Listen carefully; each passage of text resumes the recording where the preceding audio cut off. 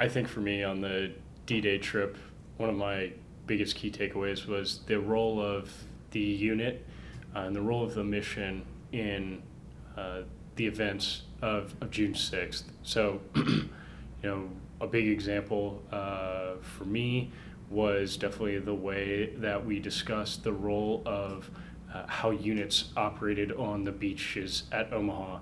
So you have an example on the far right of the beach with a unit that basically falls apart and has to be relieved from land. So U.S. forces penetrate in and relieve the unit from the landward side. On the other side of the beach, you have a unit that gets to the seawall in clumps, but then is reformed by junior officers and pushed up the bluff. So that also showed for me one of the most important leadership lessons that I took away, which would have been the role of the leader on the battlefield and sort of battlefield circulation. So on the one hand, you had some officers further away from the action because that is where they could play the biggest part, generals such as Bradley or Eisenhower. But you similarly had other officers right at the front where they were pulling troops up by their collars and pushing them off of the beach. And I felt that was a really important leadership lesson for leaders to understand when they need to be present at the tip of the spear, so to speak, and when they can be further back and take a wider view. And this is a lesson that I've taken forward after the trip.